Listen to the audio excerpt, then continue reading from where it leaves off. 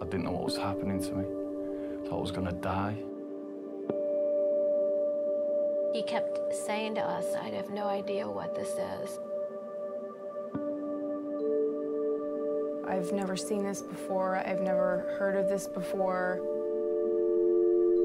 We don't know what's wrong with you.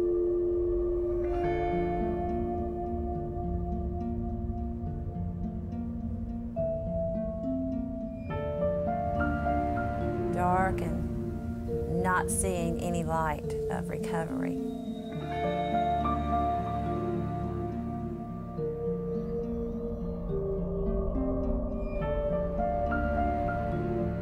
We have, I think, a horrible epidemic. Enough people are sick, it's going to be who's answering for this, what did you know, when did you know it? What kind of a breakdown or series of breakdowns in the medical system can lead to a setting where you have an illness and people walking into their average doctor's offices may or may not be likely to get effective treatment for it?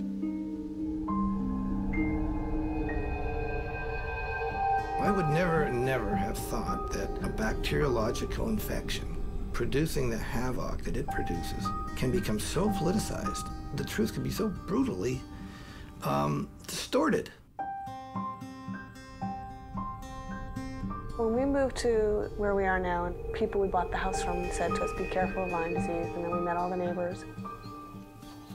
Every house, for sure, had at least one case, and many houses had, all of the family had been infected. All of them were sick.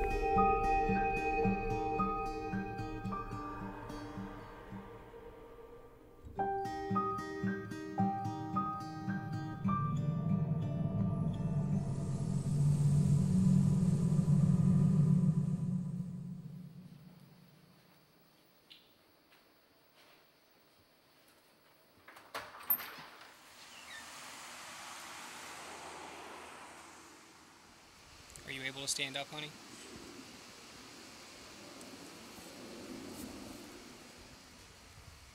All right, I'm going to shut this off so we can take you back in the house, okay? Good.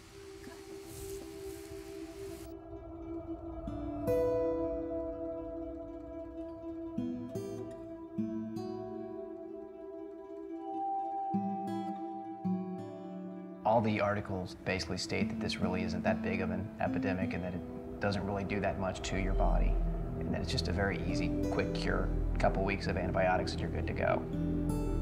Obviously, those people haven't actually seen what it does. Pain, pain, pain. Relentless pain. No one would believe it. I said to my best friend, I said, look at me right now. Look at me. What do I look like? And he said, you look great. I said, you cannot imagine the pain in my body right now.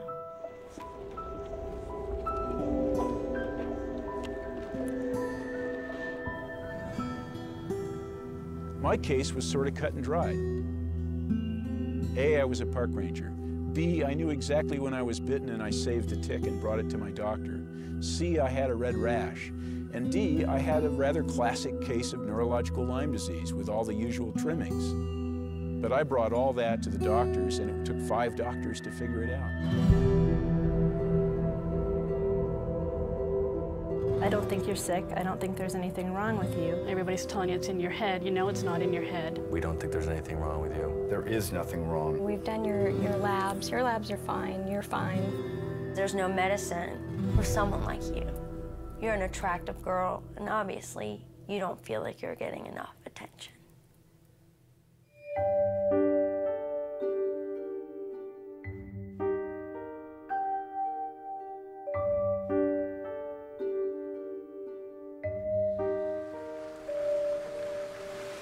This is my adrenaline now. So if you want to see me get worse, I'll just do one length, not even a lap. Half a length. I'll have to be hauled out. Like the catch of the day.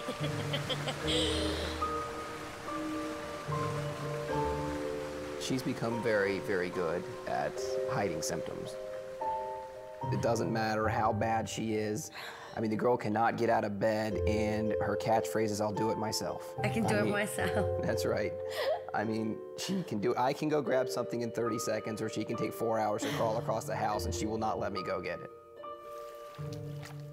I know what my bad days are like, and I do my best to try to prevent them. So to know that I could get worse, that's not something I'm looking forward to. The unknown is pretty scary.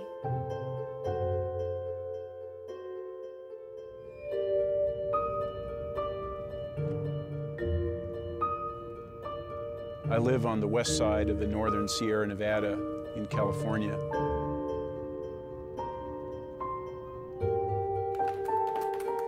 I'm a writer now. I was a park ranger for 21 years until I got Lyme disease and had to quit.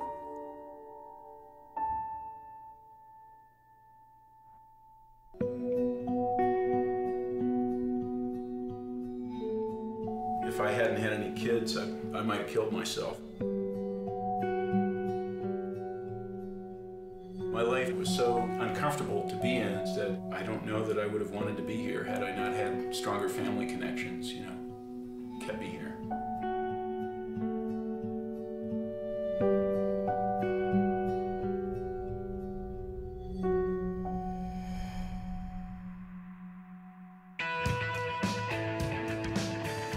I'm an event producer for U2 shows on tour.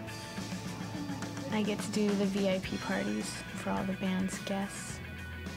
I've loved this band since I was a kid. I mean, I had the freaking personalized license plate. Everybody's in survival mode on tour. It's insane. It's completely insane. The hardest thing is everybody thinks I'm normal.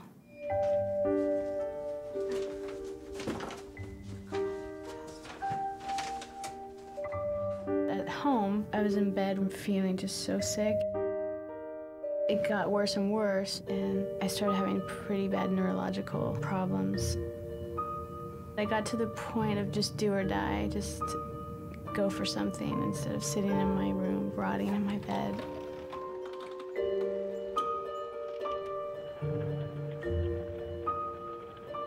Over the last 12 years, I've been diagnosed off and on with lupus, Chronic fatigue syndrome, Crohn's disease, Fibromyalgia. Lupus, fibromyalgia, MS. fibromyalgia, rheumatoid arthritis. Doctors thought I had ADD. Chronic fatigue syndrome. Chronic fatigue syndrome. Parkinson's disease. Syphilis, multiple sclerosis. MS to ALS to nothing. They were pulling anything out of their hat they could think of. Doctor after doctor after doctor after doctor after doctor, misdiagnosing her, putting her on some medication that didn't work, or just thought we were both nuts. There's evidence that Lyme disease has been around for a long time, but here in the United States, it was the early 1970s when a Connecticut mom looked around her neighborhood and noticed something was not quite right. Well, I was frightened, really, and doctors, were insinuating that it was all in my head. In the 70s, we were all having strange symptoms, headaches and stiff neck and swollen joints. As I looked around the neighborhood, I realized that there were others that were having swollen knees and rashes. Finally, when our symptoms just weren't going away, I decided to call the state health department and report this mysterious disease that seemed to be coming to our area.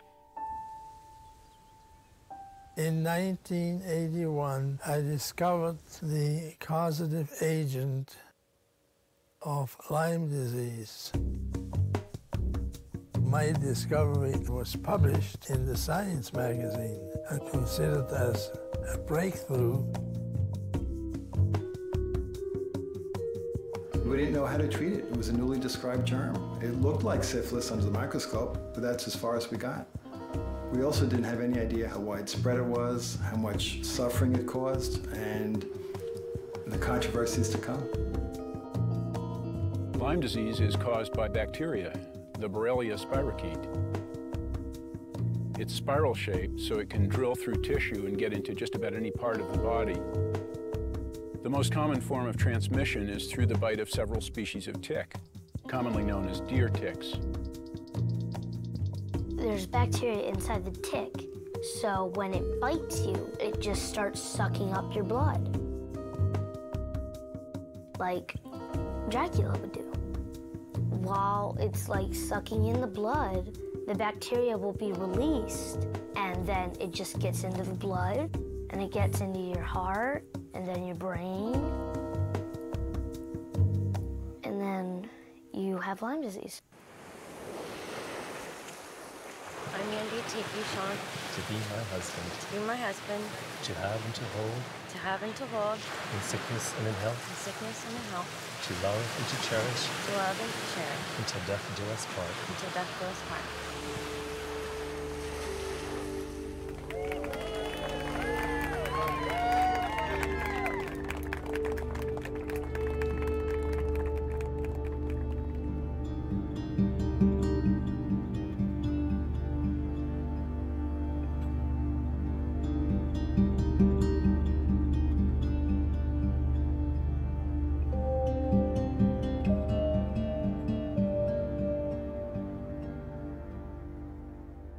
It's not the pair Husband and wife.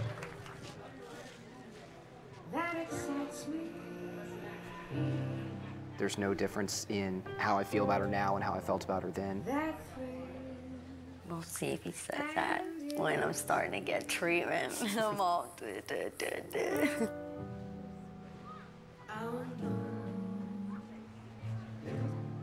It's just the nearness.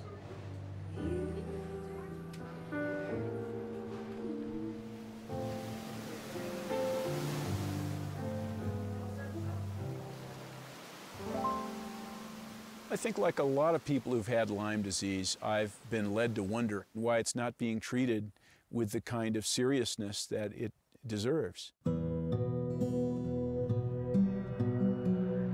This is not a rare disease. It's thought of as a rare disease, but in fact, there's nothing controversial about the fact that it's the most common vector-borne disease in America today. It is far, far more common and much more dangerous to the average American than West Nile virus is. The Centers for Disease Control reported over 35,000 new cases last year. Yet because the disease is so often overlooked, they admit that the actual number may be up to 12 times higher, making Lyme disease far more prevalent than AIDS.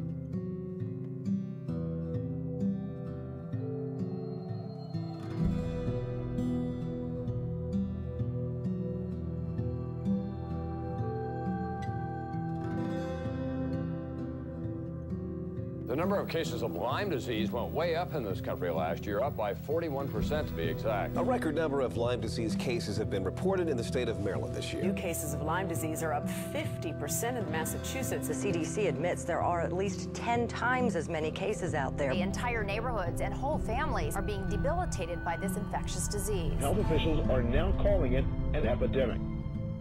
I think there are hundreds of thousands of people out there who have Lyme disease who have no idea they have Lyme disease. There are doctors out there who aren't looking for it. He just kept saying, you don't have Lyme. You don't have Lyme disease. You don't have Lyme. He told me that there was no such thing as Lyme disease in North Carolina. Lyme disease doesn't really exist in Tennessee. You can't have Lyme disease because you haven't been to these areas in Long Island or this area in Connecticut. I've been told it isn't Lyme hundreds and hundreds of times. Are you sure you have it? How do you know you have it? Why do you say you have it? He slammed his fist on the table and said, "Don't talk to me about Lyme anymore." It is a national health crisis that is completely and totally being ignored and squashed. What is going on?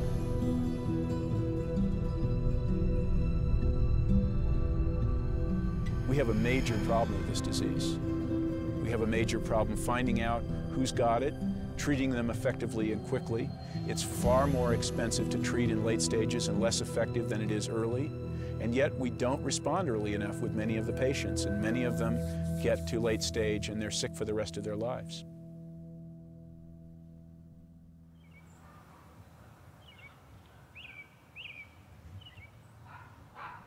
Okay, quiet. No barking. No barking. Okay. I love you, my girl. I'll see you later. I'm a medical doctor with a specialty in pathology. I'm a general pathologist, but I'm doing molecular studies now in connection with my 20 years of researching Lyme disease. The research is something that I do on my own time. Okay, hi, Travis. My lab assistant, Travis. This part of the cellar is mine. This is my microscope. I've owned this for 20 years. It's a research microscope. The orthodox conventional view is that the bacteria that causes Lyme disease doesn't stay around very long inside the human body. That will be disproven.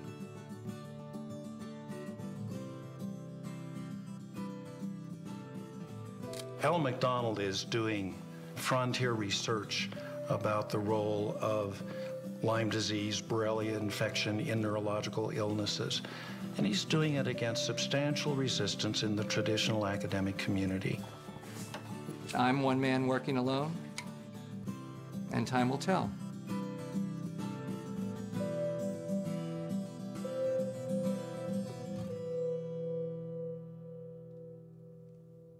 Two groups of doctors are pitted against each other over just about every aspect of Lyme disease, from the very definition of the illness to how it should be treated. At the present time, the traditional medical community believes that there is basically only an acute form of the disease that is characterized in a soundbite as hard to get and easy to treat. For 10 or 15 years, there has been a second group of Lyme doctors that say, no, that's not true. Lyme disease can be a persistent chronic illness with many different symptoms. So the question that is posed at the present time is, does chronic Lyme disease really exist?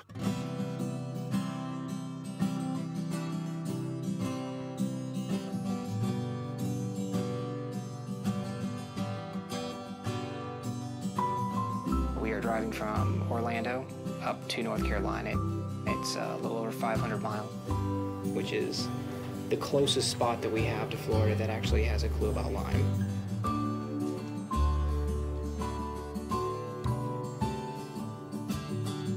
My biggest fear is that treatments would be unsuccessful.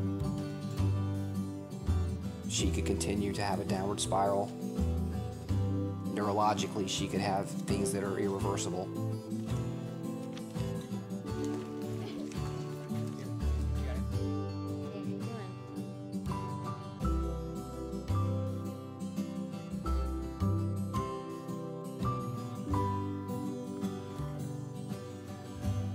While we're optimistic that Mandy will steadily improve, I'm skeptical that it's going to be smooth sailing.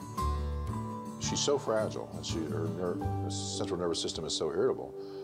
It doesn't take a lot to set her off. We have to figure out what's the best way to treat you intermittently, to get you to the best place so that your immune system is more in charge.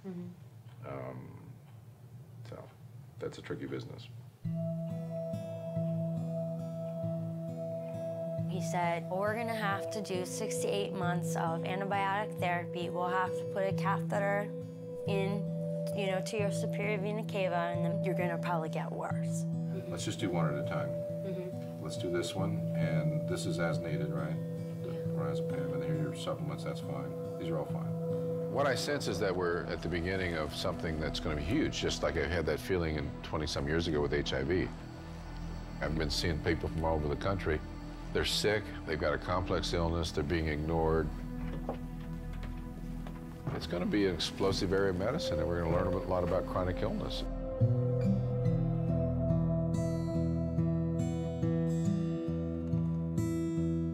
I have seen probably 30, maybe more doctors. 30 doctors. About 15 doctors. I've spent over $100,000 out of pocket. $150,000. $75,000 to $100,000. I was misdiagnosed for 3 years. 5 years. 14 years. 15 years. It's hundreds of thousands of dollars.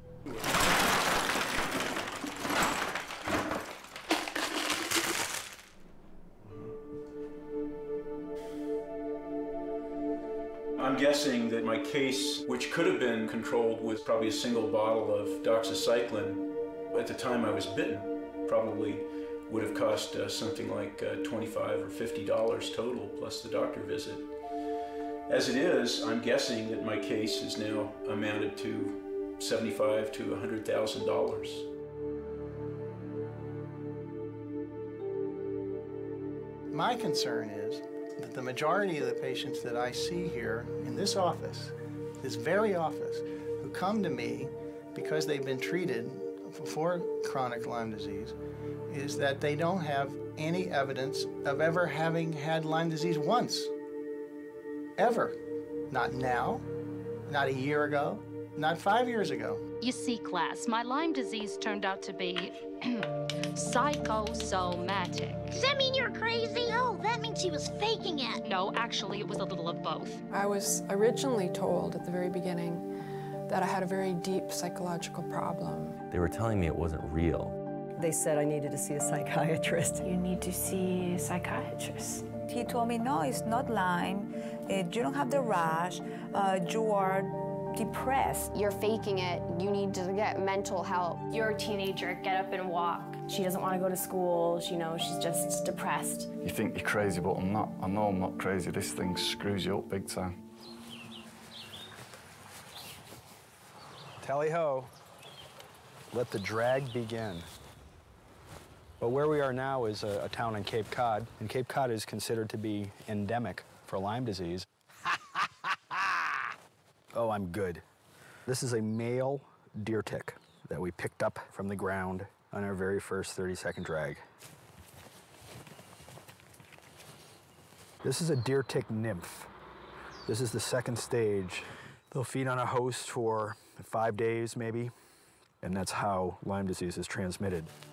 It just doesn't seem possible that this poppy seed-sized thing is going to make you bedridden, possibly for the rest of your life. Now we're trying for a deer tick female. That'll complete the trinity. And here we are. The trinity is complete. There are 2 females. Let's call them Thelma and Louise. And they're on the hunt. Oh, there's another male. There's another nymph. We get another nymph. So our odds of getting Lyme disease here are going up. Despite years of education, the incidence of Lyme disease has been raised by 40% from last year. It's only going up. This is all tick habitat, everything we're driving by here. And Lyme is turning up in states where it's never been known. I mean, I grew up in this part of the world and we didn't have a problem with Lyme disease that we know about. I'm convinced that in the long run that what we're going to learn is that we're seeing a process of ecological change.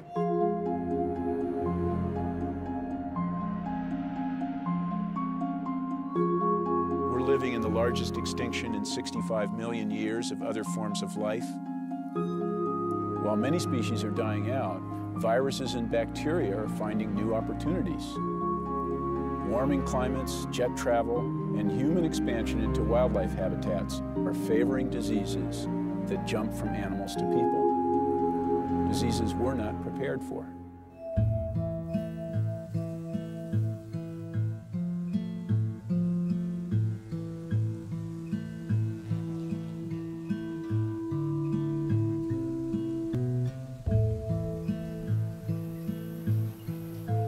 I want us to see clearly how things are really going with nature. We have not succeeded in developing any level of independence from it, nor in fact are our bodies in any way independent of it. We've always said, well, sooner or later, some of the damage that we do to the earth can come back to people.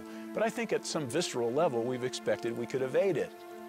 And I think now maybe some of that bill is coming due and we're beginning to see some ecological changes that are capable of invading people's bodies. A spirochete is a parasite, like a virus is a parasite. It has to adapt to different environments. So you could have a very virulent disease-producing organism. You could have one that likes to go to the joints and doesn't want to penetrate and cause injury in the brain. You could have one that goes to the skin. One of the hallmarks of the onset of untreated Lyme is a multi-system involvement. Different parts of the body, things changing and moving around.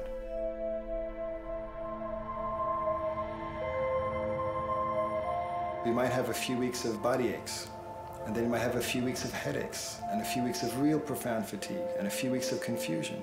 Or you'll have pain in the large joints, and then it'll switch to the small joints. And then you know you're going to a neurologist, then you're going to a bone doctor, then you're going to a stomach specialist, then you're going to a counselor. And they get labeled as being crazy.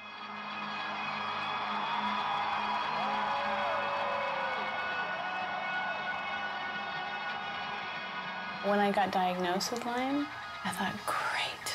Oh, fantastic. Finally I'm gonna get rid of this thing. Course of antibiotics, I'll be good to go. I could never have imagined that it would be this long with the possibility of being forever.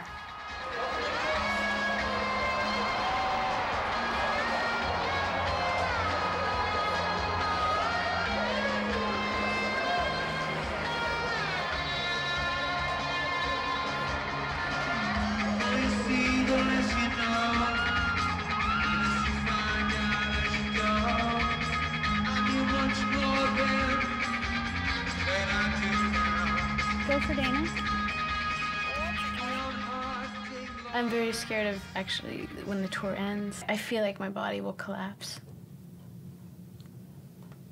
I'm a little afraid. You know, I'm definitely going on adrenaline, and the pain's getting worse and worse, and I'm getting, you know, more twitchy neurological things. This is a brilliant distraction.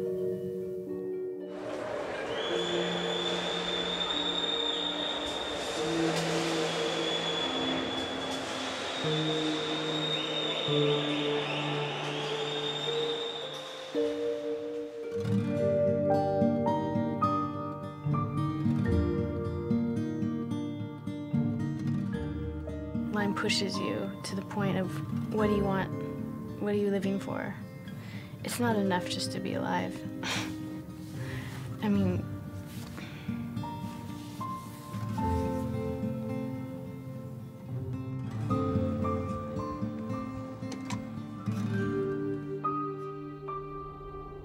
please take me. I can't do this.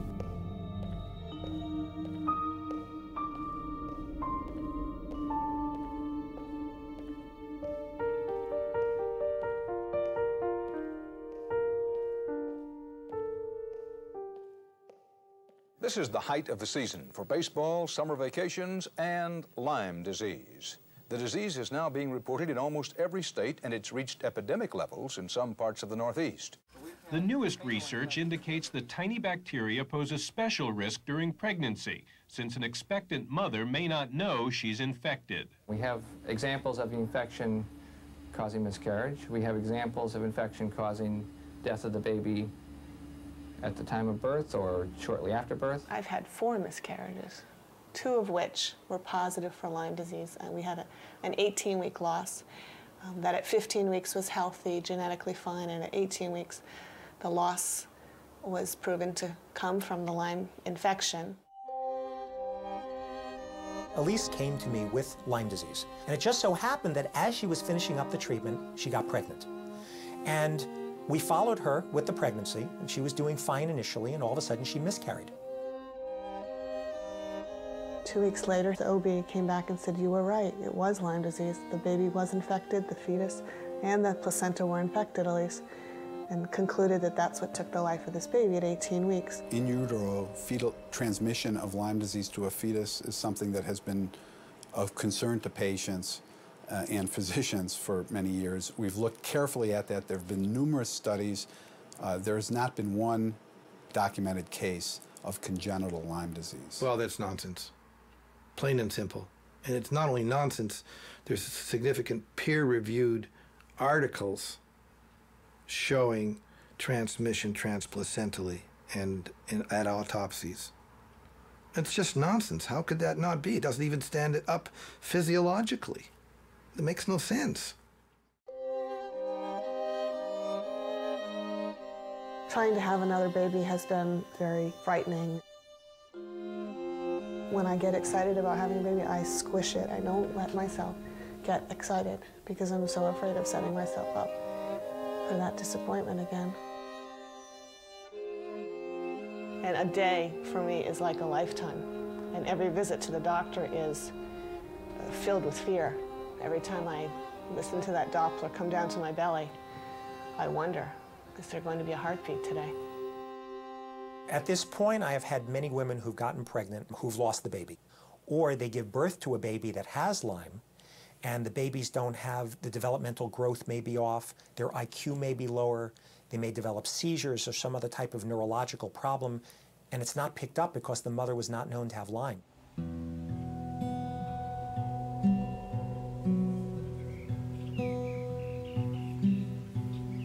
You can't imagine this. How could you?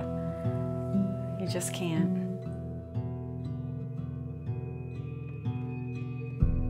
Hi, my name is Jared. Before my Lyme disease got so bad, I was able to talk. Now I have to use a communication device.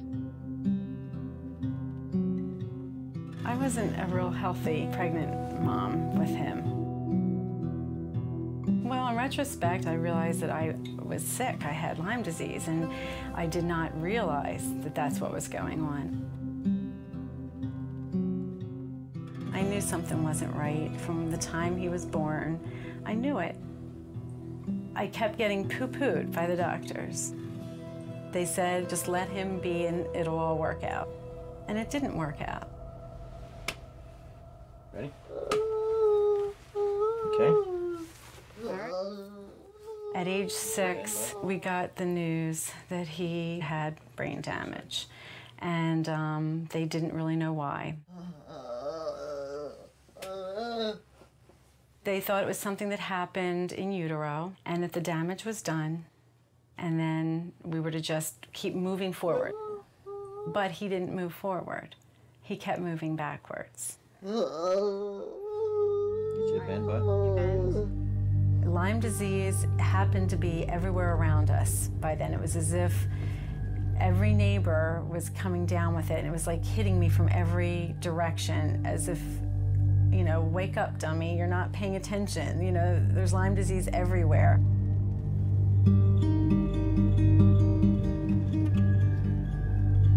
There's a gentleman who lives right up on the hill up here, and his previous wife passed away. She had Lyme disease, and now he's remarried, and his new wife has Lyme disease. This man here was very ill from Lyme disease. In the house over here to your right, those people had it, and same with the lady that lives here. She has it. I put a lot of faith in the doctors. I believe them. I want to just shake them and say, how many more kids are you going to let go untreated because you're not recognizing what's happening here? I've never seen a child who's had late-stage neurologic Lyme disease. We just don't see late neurologic disease in children.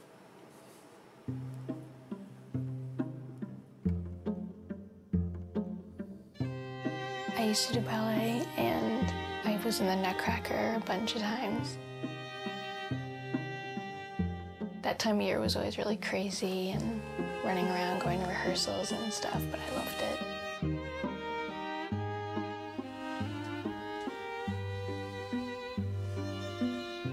Her ankle was bothering her. Then her right knee blew up, and they tapped into it, and they found that she had late-stage Lyme, and it was in her brain.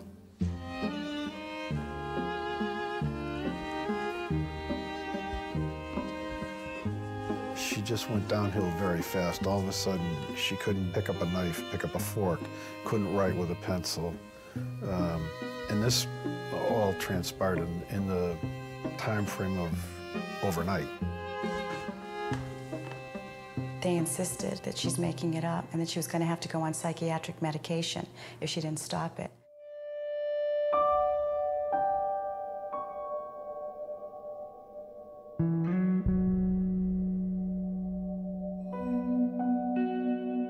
Rock bottom to me was that summer before we went to see Dr. Jones. She couldn't hold her head up. She couldn't sit up. She couldn't talk anymore.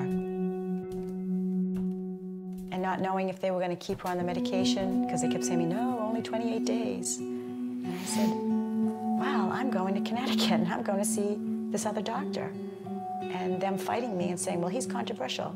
And something in me just kept saying, no, you're going. The thing that gives me most joy in treating the children with Lyme disease is seeing them get well and cured. I don't consider it a job. I consider it to be more or less like a calling than anything. My practice consists of over 9,000 children from every state in America, from South America, from almost every province in Canada, and from every continent abroad.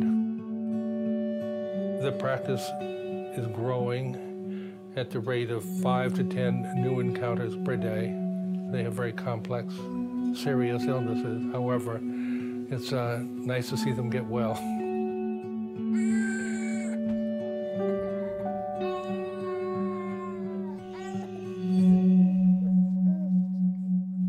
Some of the Lyme literate physicians feel that one can diagnose Lyme disease on clinical grounds alone, not necessarily relying on any laboratory data. And then furthermore, long-term antibiotics are the right treatment. That has never been shown in any double-blind controlled randomized trial. I've worked here for 8 years, and I've seen many patients come and go, and I've seen the success he's had in his treatment regimen. Yes, we do treat aggressively, but I think that's what works. In a way, it's like the perfect storm of diseases because of the timing of a couple different events in the history of medicine. 1980, the United States said it was okay for government institutions and universities to patent and profit from live organisms. So the Lyme disease organism was discovered in 1981, and all of a sudden there was the equivalent of an Oklahoma land grab, people looking under their microscopes, patenting pieces of the organism. So the people that are credited for being the Lyme disease experts no longer shared information about a new, really dangerous pathogen. They hoarded the information because they wanted to protect future profits. You have professors, especially in the biosciences, are trying to take their discoveries, often made on the federal nickel, and take them private. They patent them, they start firms. What's commercializable is driving the research agenda in too many cases, not what's medically necessary and what's medically useful. The other thing that happened was the rise of managed care. Insurance companies and HMOs realized that if they can get researchers in universities to define diseases and write guidelines for diseases a certain way, then they could help manage the escalating medical costs. And really what this means is the people who previously protected public health, so like the CDC, the Centers for Disease Control, and the NIH, and universities who didn't have any commercial interests, all of a sudden they were partners with Big Pharma, and their motivations completely changed.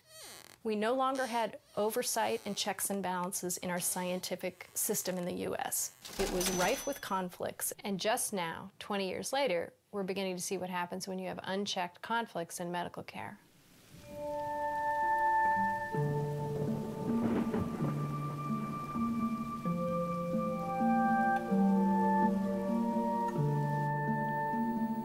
Okay, today is July 5th, and Mandy's having a little bit of an episode.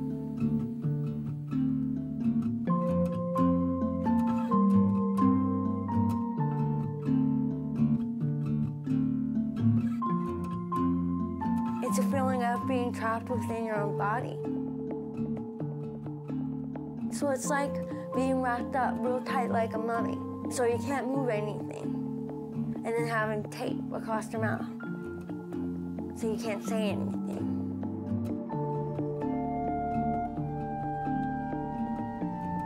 But reality is, you gotta kill them.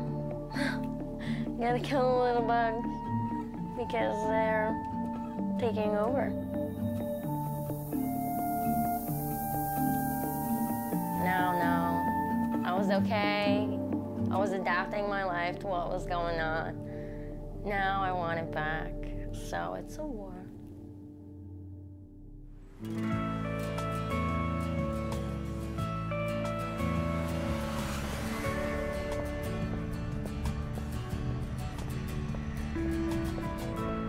It got so bad after the tour because I really did some damage. Wasn't willing to admit it to myself or anyone.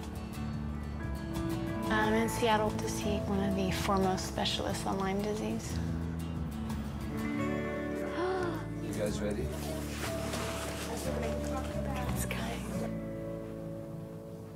So you've been ill for 7 years? Yeah. What have you done in terms of treatment? When I found out, I started antibiotics. I did 6 months and I was so ill. And I just didn't see it as an answer. Lyme disease is one of the many microbes that has entered our system. And I feel as a physician that things are getting to a degree that's serious. We're watching other mammals die out and kind of think, well, I'm glad it's not me. However, as our environment becomes increasingly polluted, so do our bodies. And then we'll grow the bugs in us that are not compatible with human life anymore. So I'm just going to first do just a few neurological tests on you. So you have a little bit borderline Babinski reflex. There's an upper motor neuron sign. That means you're sort of that significant levels of toxicity in spinal cord or brain, which is a way for me to stage how close you are to possibly developing like a more serious thing like MS. You know, older people often get Parkinson's after they've had undiagnosed Lyme, you know, or Alzheimer's. Younger people tend to, especially women, tend to get MS. That really struck me today, how much I've been in denial of this illness. I mean, and I've been feeling really twitchy and just shaky, a lot of neurological stuff that it's like I can't deny it anymore. It's becoming very visible, so I think I'm just in time. Yeah, there's a warning sign. This is not a mild situation. You're sort of like, you have to do, within the next few months, you have to resolve the issues that you can resolve. Yeah? You have to promise that to me. I'm ready. Yeah? Yeah. It feels like just emergency. It's just a panic in my body that I've learned to just walk around with. The spirochete that causes Lyme disease is Borrelia burgdorferi and related Borrelia. The model that I have used to try to understand all of the possible things that Lyme disease can do is the syphilis model. Stokes, Modern Clinical Syphilology, 1945, W.B. Saunders publisher. It gets into every organ system of the body, and there are chapters on manifestations in the skin, manifestations in dead babies, manifestations in the bone, manifestations in the brain, and particularly dementia, because dementia and syphilis was general paresis, and general paresis is as close as you could come to a carbon copy of Alzheimer's disease. The diseases are exactly the same. If a spirochete, syphilis, could cause dementia, why couldn't the Borrelia spirochete, over a long, long, long period of time, cause Alzheimer's disease? I extracted DNA from 10 Alzheimer brains that came from the Harvard University Brain Bank. These are the Harvard brain DNA extracts in this tube. Using molecular methods, I was able to find the DNA of the spirochete, which causes Lyme disease, in 7 out of 10 of the Alzheimer brain specimens that we received from Harvard. That's incredible.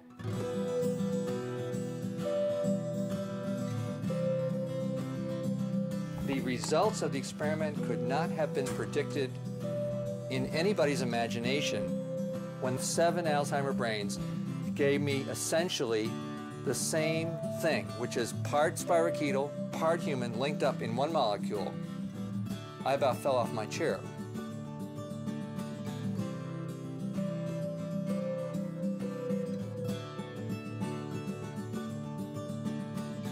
If my dream comes true someday, that will redefine the practice of medicine.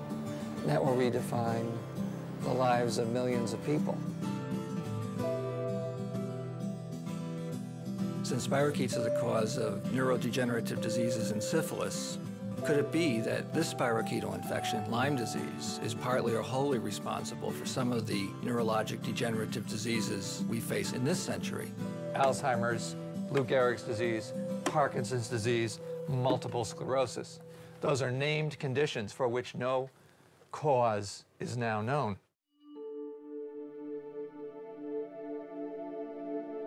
We never had, in the last 5 years, a single MS patient, a single ALS patient, a single Parkinson's patient who did not test positive for Borrelia burgdorferi. Not a single one.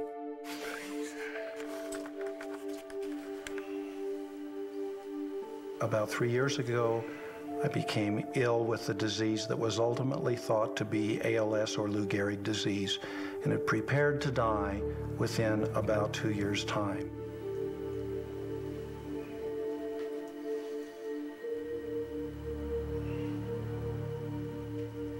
My neurologist tells me that I was progressing so rapidly that without the diagnosis of Lyme disease and antibiotics, I would have continued to decline, losing strength, eventually becoming bedbound, eventually unable to talk or swallow or breathe, and would have died in a matter of a couple of years, just like anybody else with ALS. So I was started on high doses of intravenous antibiotics, only to see what would happen with no guarantees. To our amazement, within a month, my energy improved, so instead of being exhausted in an hour, I could be up and about and active for 4 or 5 hours. We're now 2 years out, and I find that if I go off of the antibiotics, I lose stamina and I'm not yet back to my full self. But the change is absolutely dramatic.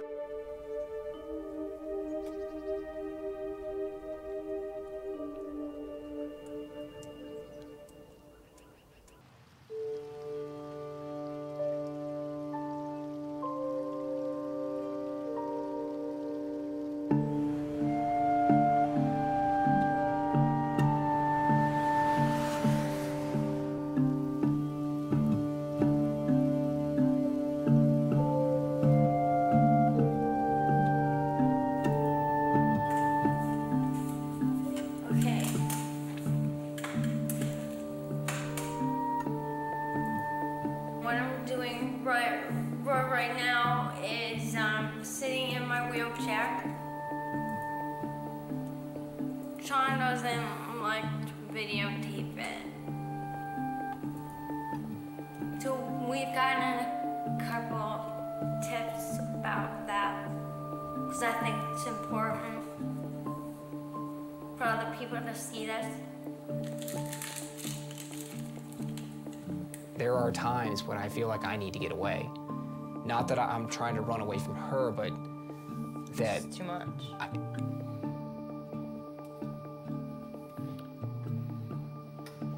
Sometimes I need to go and do the things that I used to do before this started just to feel like, okay, that life is still there.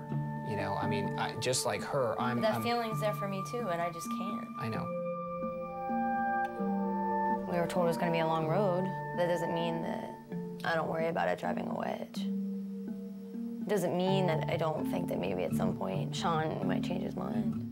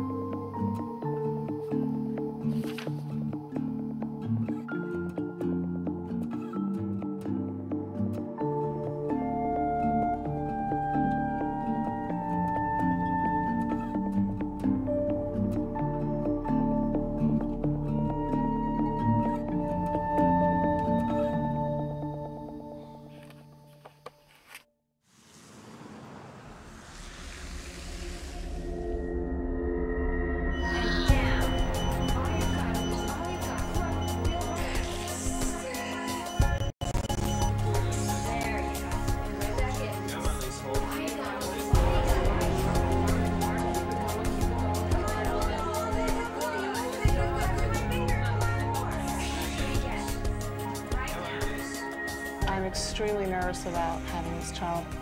All of the tests that we have to do, the fear that he'll come out and he won't be able to breathe, or there'll be something that's happened from the Lyme infection that we don't know about. It is very, very scary.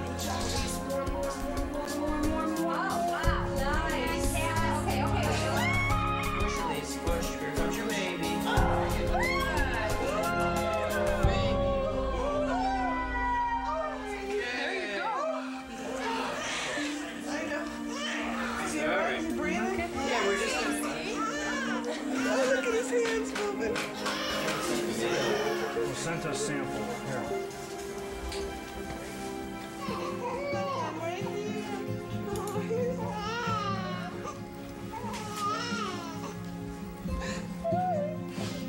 Oh my God! I'm working to get it. Can you believe it now,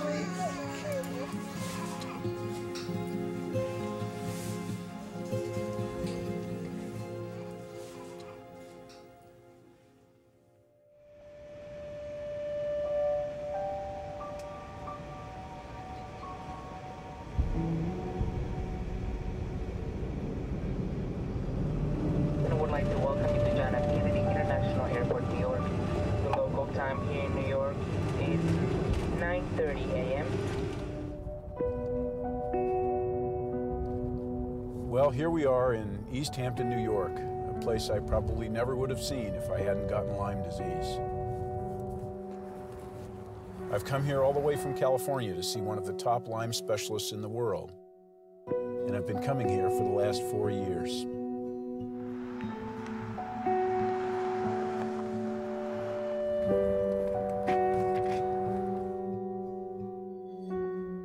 When did you start the combination therapy? Last year, right? Yeah, I've been on it for a year. Are you still improving, or have you hit a plateau? You know, the truth is, I've hit a plateau. How much antibiotic is enough?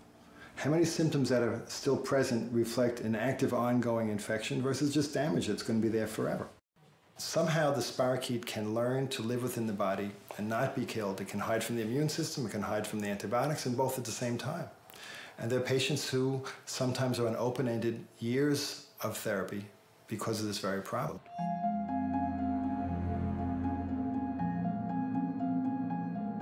This disease, it's taken over my whole life. It's been a horrible journey. Every day driving home, I would think of driving a car off the road or something like that. I said to my mom, you know, it would be okay with me if I didn't wake up this time. I said, God, take me home tonight. It was not even a request, it was a demand. What's gonna happen to me? What's gonna happen to me? I don't wanna die. I am scared. I'm very sad, because I don't know what to do. I'm going downhill, gradually down, down, down, down, down. The worst part is knowing that you're just not a normal person.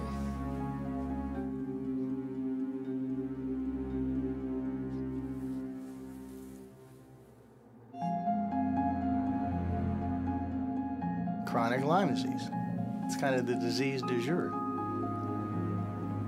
There's no evidence that I can find to support the concept that there is a chronic Borrelia infection after treatment. That kind of situation has been referred to as post-Lyme syndrome or post-Lyme symptoms. Those symptoms may be due to the aches and pains of kind of daily living.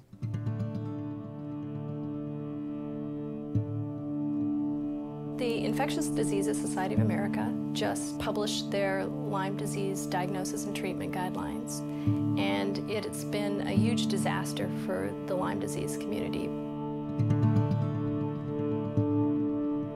They say that Lyme is easy to treat and easy to cure. They're saying that 2 weeks typically will cure most cases of Lyme, and they say that chronic Lyme doesn't exist. If people have symptoms beyond 1 2 to 4 week dose of antibiotics, they have something else, and they send them to a psychiatrist or give them some pain meds or some steroids and send them away. If you look at the new IDSA guidelines, it's a very threatening document. It's very restrictive. So it almost was designed with a purpose in mind to restrict the treatment of Lyme. A handful of people are pretty much the gatekeepers for information about this disease.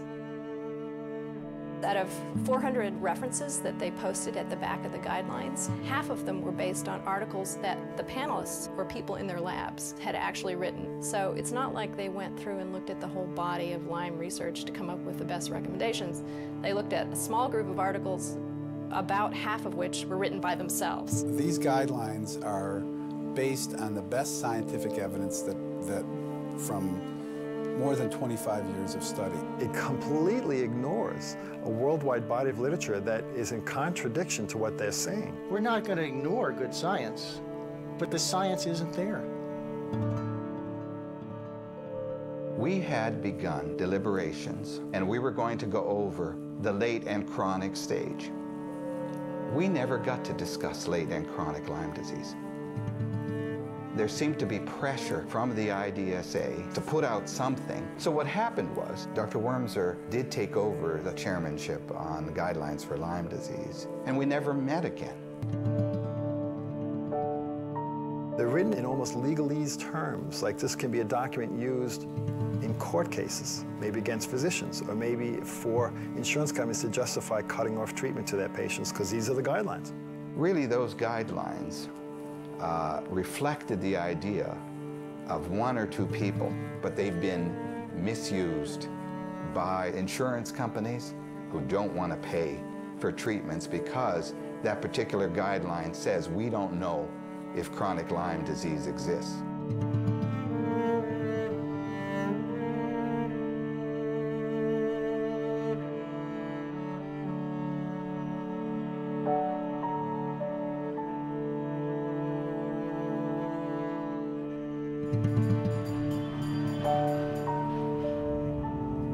Well, the insurance company has refused to pay $10,000 worth of bills having to do with my trips to see Dr. Burscano.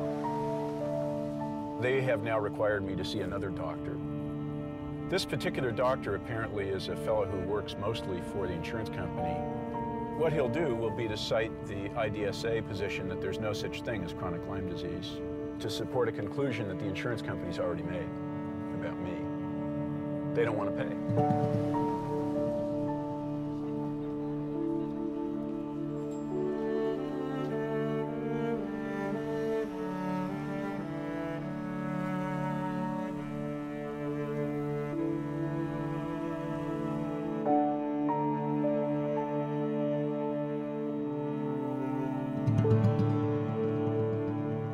Rather than make the assumption that 2 to 4 weeks of antibiotics is enough, where did anybody get that idea from in infectious disease? Tuberculosis is not treated in 2 to 4 weeks. Hepatitis, a year to treat that. HIV, indefinitely. So we're not talking about new concepts.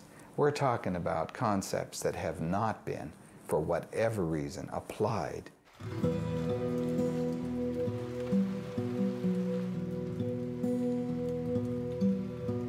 This doctor's controversial diagnosis and treatment of Lyme disease with powerful intravenous drugs could very well cost him his medical license. The evidence will show that Dr. Jimsek believed the IDSA guidelines to be wrong. I tried to influence the IDSA through a series of letters with the president and the chairman of the guidelines committee. We pleaded with them to open up the process about Lyme guidelines. He's been working really hard for the last year to try and get the IDSA board to listen to his suggestions for the treatment of chronic Lyme. And now he's before a medical board review, and it makes you wonder, you know, is this retaliation? Furthermore, for each of these patients, Dr. Jimsek prescribed a course of not oral, but intravenous antibiotics to be administered to the patients for months on end. Long-term antibiotics provide no additional benefit.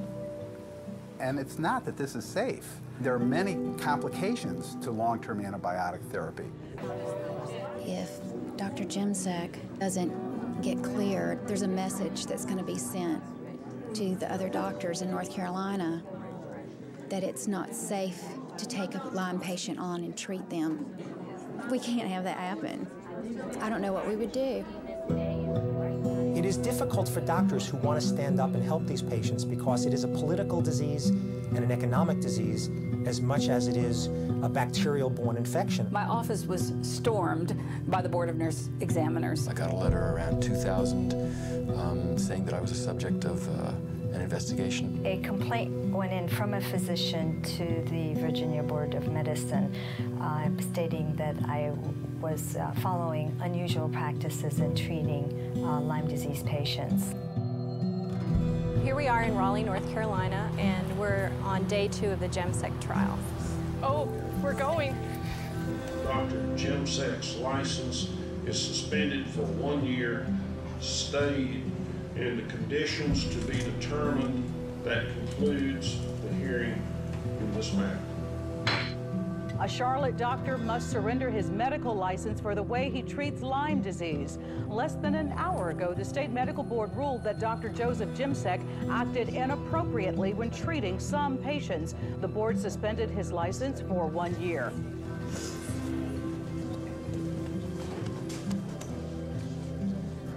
I thank you all.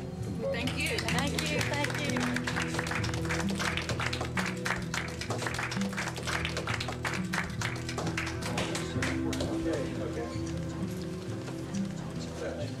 Medical boards don't act on their own. They need a complaint to initiate an investigation. And we've been told by the medical boards that the great majority of complaints don't come from doctors or patients, but they come from insurance companies trying to get rid of doctors who cost them a lot of money.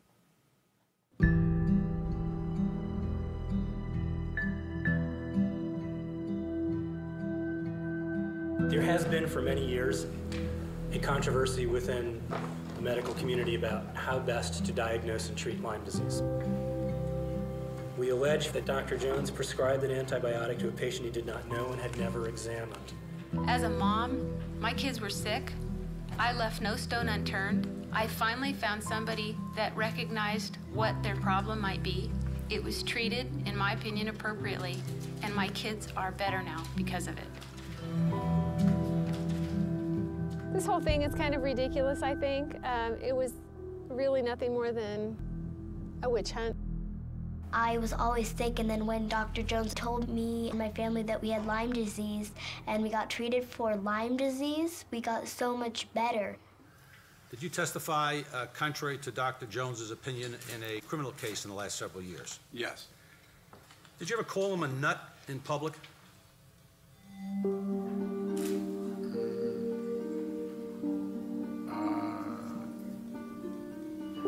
Patients develop physical complaints, but it's got a psychological basis.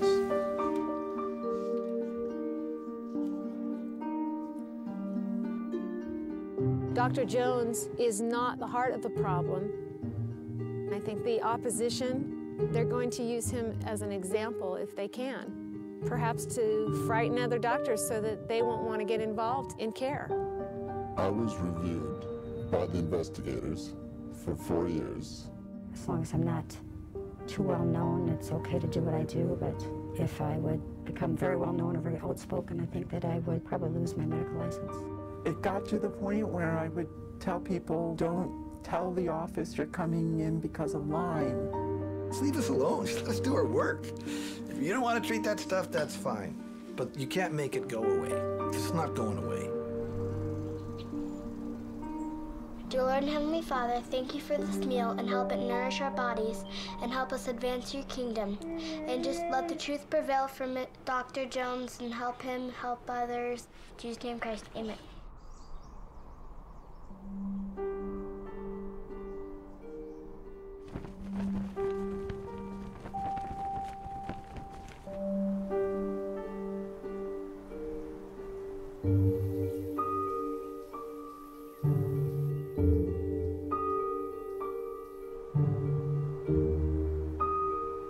We're here today to remember Brett Paul, Doris Grade, Robert Baird, Jerry Teitelbaum-Fossing.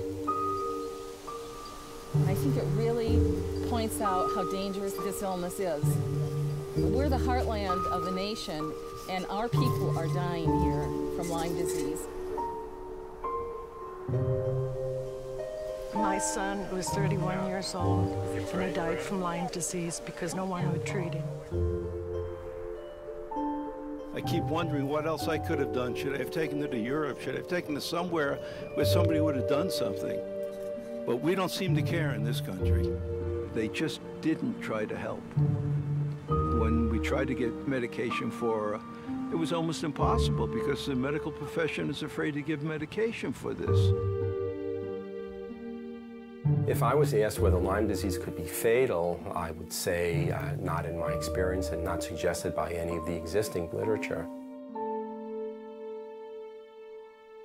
My husband died 2 months ago of Lyme disease. It's specifically on his death certificate. By the time that they figure it out, it's too late.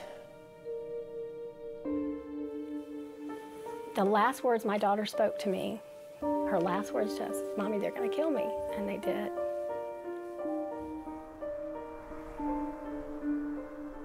I am one of the many that will speak for her now. She shouldn't have had to die. I'm angry at the fact that there's nobody there to help me. I'm angry at the fact that this disease is being ignored. I'm angry at the fact that there's a Hippocratic oath out there that these doctors are supposed to heal me, and they ignored me. And they put a price on my life which was nothing. Nobody was there to help me. And instead, they blamed it on me by saying it was all in my head.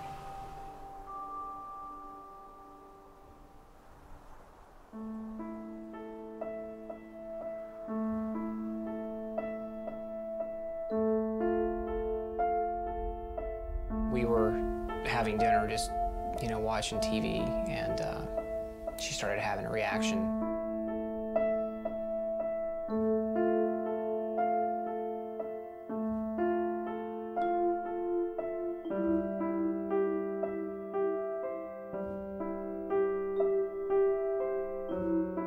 It was a mild seizure at first, and it progressively got worse.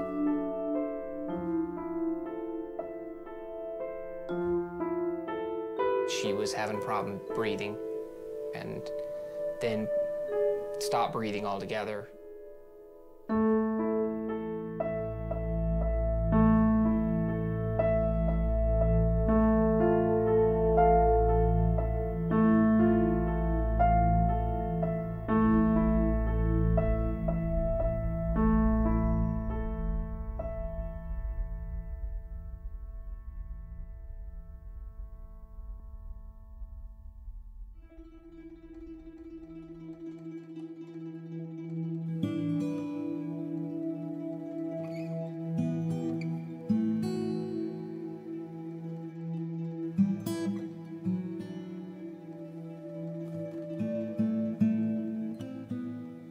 The first doctor that we met with, first statement was, "Lyme doesn't do this, that's not what you have."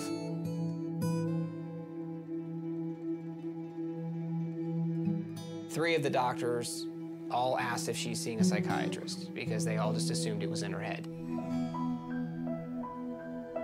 My body had been losing ability for a long time. Cognitive function, physical ability to do things, and I'd been keeping it down, working around it, adjusting my life. So, you know what? I don't want to hear it. And I'm sorry, but I have been dealing with it, and now we have been dealing with it. That's 10 years. That's a long time to be patient. I mean, it's frustrating to hear doctor after doctor after doctor say either A, Lyme doesn't exist, or Lyme doesn't do this, or, well, what you're experiencing isn't Lyme. It's almost like they've been trained or programmed that this is what they're supposed to say.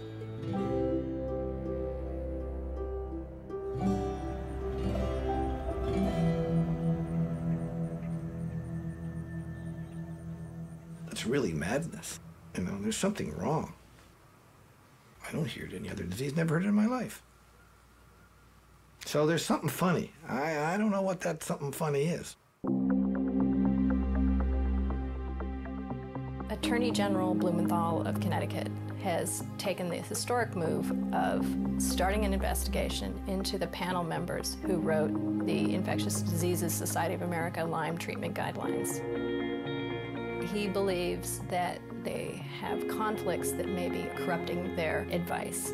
Our investigation concerns whether the antitrust laws have been violated, purposefully or not, by these guidelines.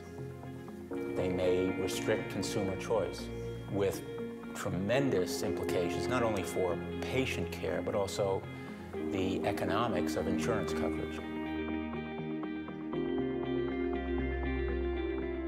Ideally, authors of medical guidelines should have no financial conflicts when they make their recommendations. But if you look at the current IDSA guidelines authors, 6 of 14 of them or their universities hold patents associated with Lyme disease or its co-infections. 4 of the 14 have received funding from Lyme or co-infection test kit manufacturers. 4 have been paid by insurance companies to write Lyme policy guidelines or serve as consultants in legal cases. And 9 of the 14 authors or their universities have received money from Lyme disease vaccine manufacturers. The fact that 9 out of 14 authors have a direct conflict of interest with somebody who's involved in manufacturing products for any aspect of the disease is completely outrageous. The Infectious Disease Society of America should establish a hard and fast rule that the people who serve on guideline writing committees not have any ties to any manufacturer that has a stake in the outcome of those guidelines. Period. End of story.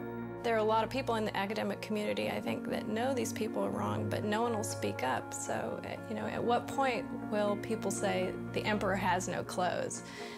When will the voice of the people finally reach a level where the truth will come out? I mean, I think the truth will eventually come out, but how many more people are going to suffer before the truth comes out? As citizens, we ought to be astonished and alarmed. Every year, there's thousands and thousands of people suffering. This is a total disgrace. Right to the IDSA. Chronic Lyme disease exists.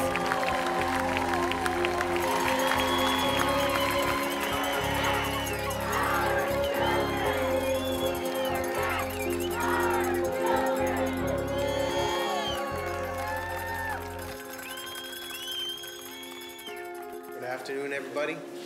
Continuing hearings on the case of Dr. Charles Jones. He had their records, which did not confirm the history that the mother had given. He'd been told that Nevada providers saw no reason to prescribe an antibiotic. Nonetheless, he prescribed for both children. I hate to sound conspiratorial, but I think I have a right to be. I think that would be advantageous for me as a Lyme literate physician and as the only pediatrician in the world who treats Lyme patients to be out of the picture. There's no charge that these patients were harmed. In fact, how do we get past this big elephant in the living room? That these patients were treated successfully and are now doing very well. I'm 78 years old. The worst scenario is lose my license. I don't think they're going to let it go. I know that. I am.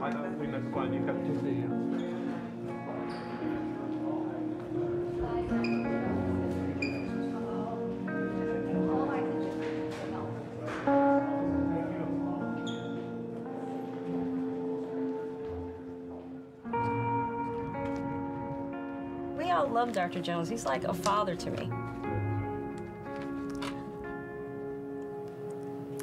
If they succeed in taking his license away, I just don't feel that he's gonna feel like he needs to be here anymore. And that's very sad to me.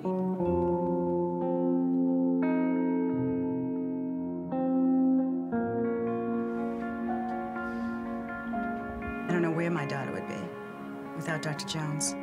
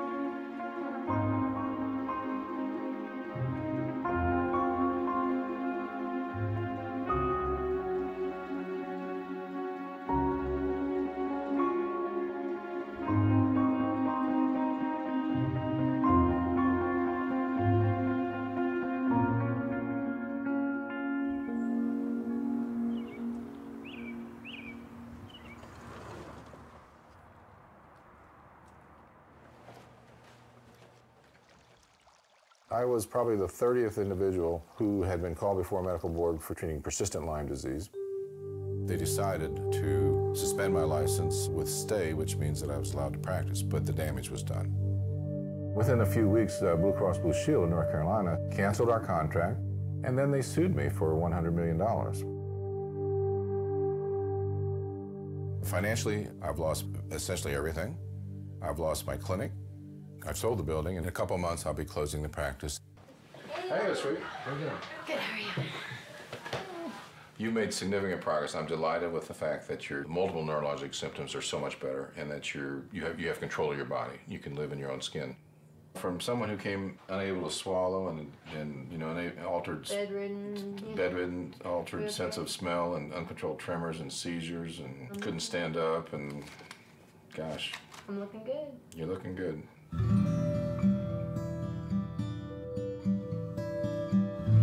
Well, my greatest fear is that, you know, like some of the couples out there who have Lyme, that he would have gotten it from me.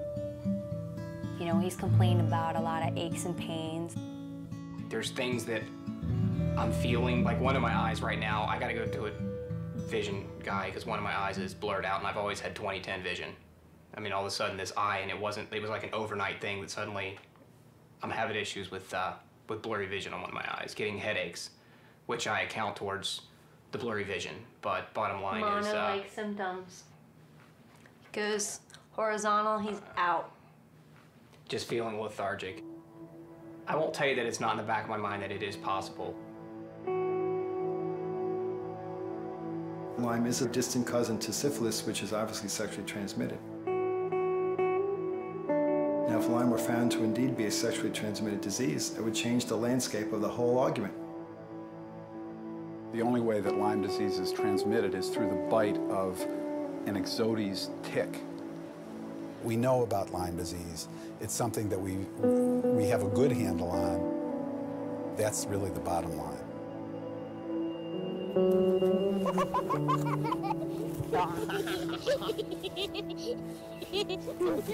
Jared is a very happy baby. It just wakes up happy, laughs all day, giggles. He just loves life. Jared's test came back positive for the Lyme antibody, which means he may be infected. He may end up getting very sick someday because of it. But we're very lucky right now. He's doing well.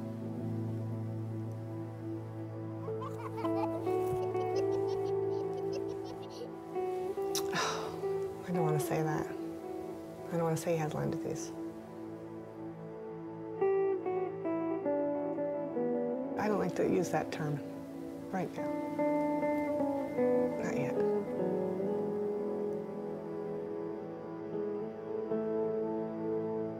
The controversy in Lyme disease is a shameful affair because the whole thing is politically tainted. Money goes to people that have, for the past 30 years, produced the same thing. Nothing.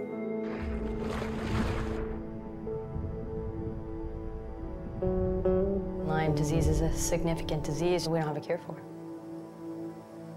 And we don't have accurate testing. That should scare people. So how do you know if you have it? How do you know how to fix it? How do you know what to do? And that it even has to come to that is scary. Dr. Maristano, good luck in whatever you do. You're a wonderful doctor. Well, recently I decided to close my practice. The political climate for physicians treating Lyme is very difficult nowadays. This is a doctor who was hauled before the New York's Medical Review Board, I think on 2 occasions, and threatened with removal of his license. You know, I look at these charts and I think of the people who've gone blind. They've lost their hearing. They are in wheelchairs. I mean, it's terrible. And especially because so many of them, it could have been prevented if they were properly treated in the beginning. That's what kills me. Man, it was such a waste. Look at all this. Such a waste of people's lives, of money, resources, time. And all it takes is knowledge. I bet you that if these people, all of them, had seen a Lyme-literate doctor in the very beginning of the illness, I'm sure more than half, if not more than 3/4 of them, would never have gotten to that stage, ever. Lyme can go in so many directions. There's the people that are actually crippled and handicapped and very visibly ill. And then there's people like myself that, you know, are invisibly ill, like the Walking Dead.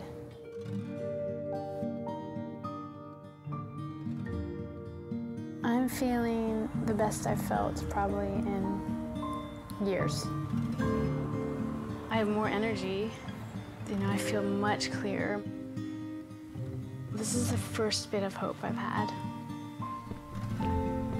Real hope, and for this whole time.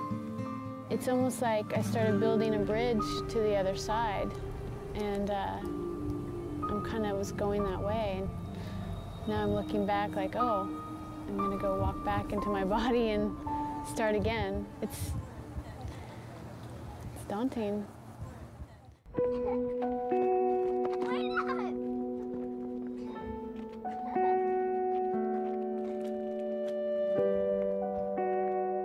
This disease nearly destroyed my life. It got really bad. It got really bad. I'm happy to have my family still. I'm thankful to them for staying with me. I'm back. I'm glad to be here.